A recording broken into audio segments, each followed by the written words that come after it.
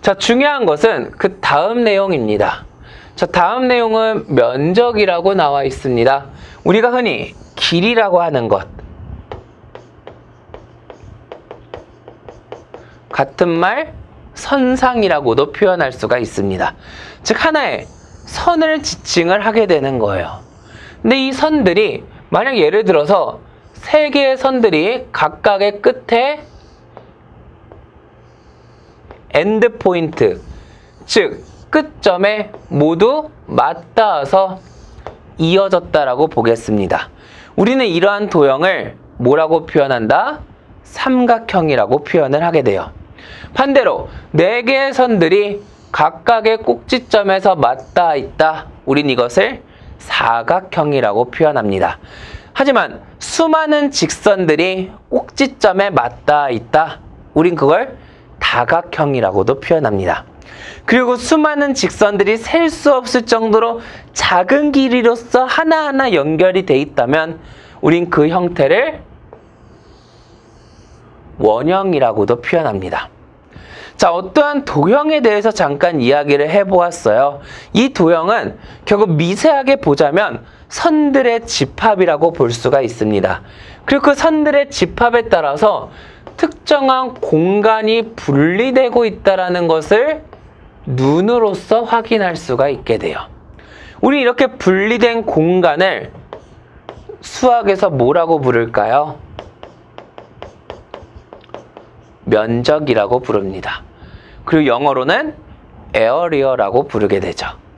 자, 근데 이것은 우리가 흔히 도형을 나타내는 수식이라고 했을 때 우리는 이것을 수학적으로도 이 분리된 공간의 크기를 잴 수가 있습니다.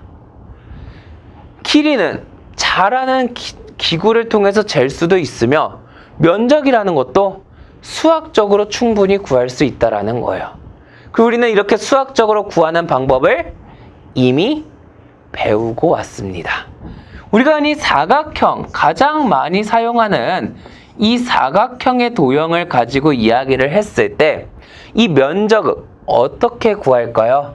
사각형에 가로라는 길이가 존재하고 세로라는 길이가 존재할 때 이 면적은 가로 곱하기 세로로서 표현을 하고 있습니다. 근데 중요한 것은 뭘까요? 이 가로와 세로 모두 그렇죠. 길이를 나타내는 단위입니다. 자, 면적이라는 건 우리나라 말로 표현한 거예요. 영어로는 area라고도 표현할 수 있습니다.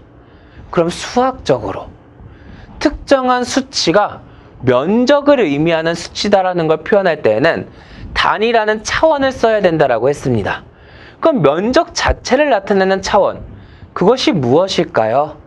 바로 길이를 2번 곱함으로써 수학적으로 구할 수 있다면 길이의 차원을 2번 쓰는 것이 어찌 보면 면적의 차원과 같을 수 있습니다. 우리 아까 길이의 차원, length 대문자 L로 표현한다라고 했습니다. 그러면서 면적의 차원은 대문자 L, 길이를 2번 곱했다라고 해서 L 제곱이라고 표현할 수 있게 돼요.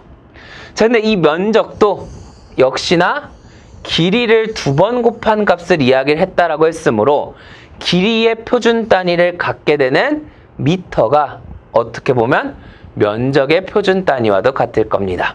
단 미터를 2번 곱했으므로 결국 이 면적의 표준 단위는 미터 제곱이 될 거예요. 자, 근데 지금 이 미터 제곱이라는 특정한 표준 단위를 기준으로 역시나 앞에 접두사가 붙어 있게 됩니다. 미터의 앞에 킬로라는 접두사가 돼 있어요.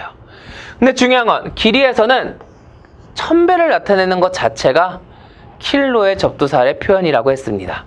근데 1000배가 아니네요. 정말일까요? 아니죠. 얘도 1000배입니다. 대체 이 말이 무슨 말이냐? 우리가 흔히 1m라는 것에 1000배 증가, 우린 그걸 킬로라고 썼습니다. 근데 면적이라는 것은 우리 수학적으로 길이 2번을 곱한 거라고 이야기를 했었잖아요. 그러면 1m, 1m. 우린 이때 면적을 1m 제곱이라고 할 수 있습니다. 1은 2번 곱해봤자 1밖에 안 될 테니까요. 근데 만약 얘를 1000배 증가시켰습니다. 근데 한쪽만 1000배를 증가시키면 안 되겠죠. 세로도 1000배를 증가시킵니다. 그렇다면 각각의 조건들은 어떠한 조건이 될까요? 1000m와 1000m가 될 겁니다. 그리고 1000이라는 수치 자체가 갖고 있는 접두사가 킬로라고 했으므로 결국 킬로미터를 2번 곱해서 킬로미터 제곱이라고 표현할 수 있겠죠. 하지만 이 킬로미터 제곱이라고 하는 것은 가로와 세로가 모두 1000이 증가된 상태를 지칭한다라고 했습니다. 그러면 단순하게 1000 하나가 증가된 것이 아닌 1000이 2번 증가가 된 거겠죠.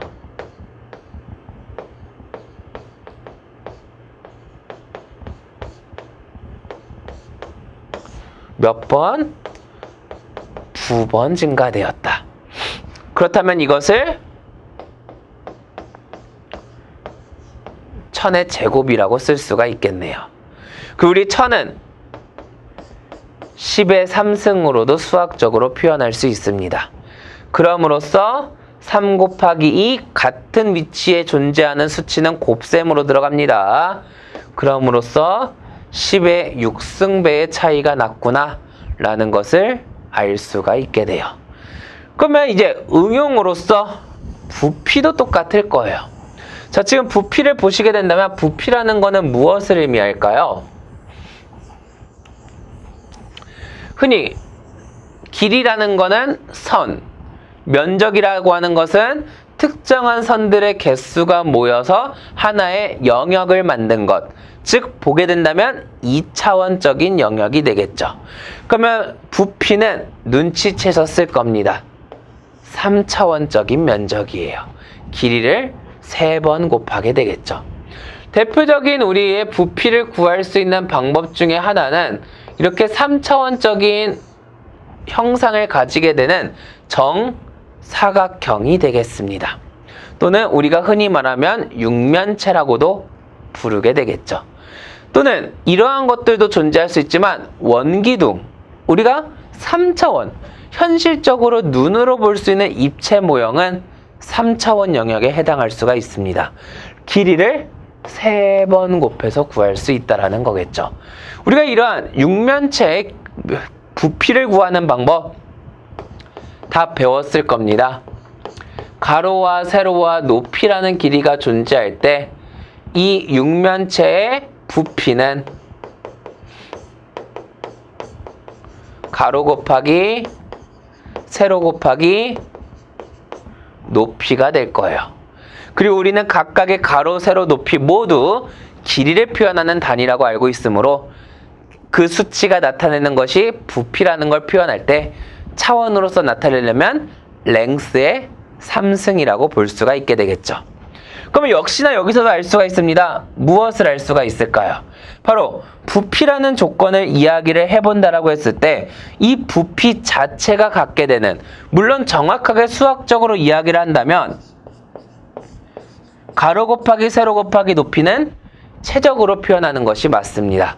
우리가 흔히 어떠한 형상을 가지게 되는 부피, 그걸 최적이라고 부르게 되며 특히 형상을 갖지 못하는 우리가 흔히 유동상, 액체나 기체를 표현할 수가 있게 되는데 이러한 특정한 크기를 나타내는 것을 부피라고 표현합니다.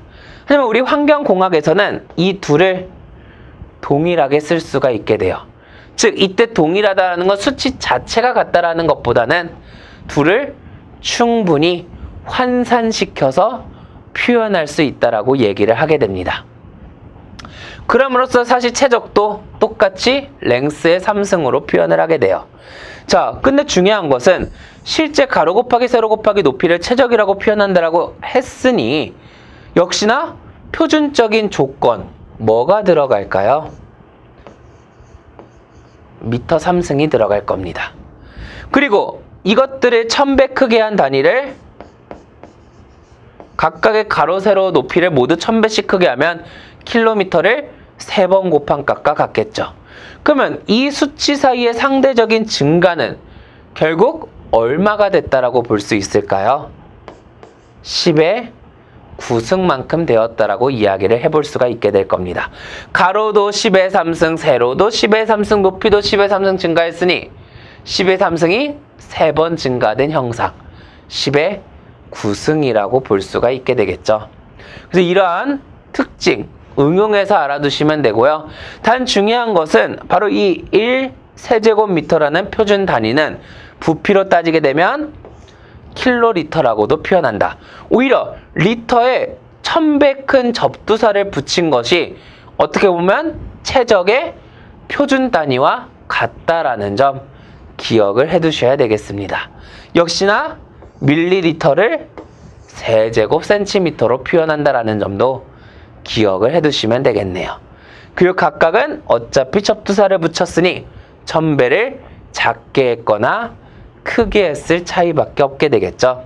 우리가 흔히 cc라는 것은 아마 미국에서는 많이 썼을 겁니다. 우리 예전에 맥주 시킬 때 500cc 주세요 이런 얘기 하잖아요. 이때 사용하는 cc는 우리가 지금부터 이야기를 할 밀리리터, 세제곱센티와도 같은 표현이다라는 건 상식적으로 기억을 해두시면 될 것 같네요.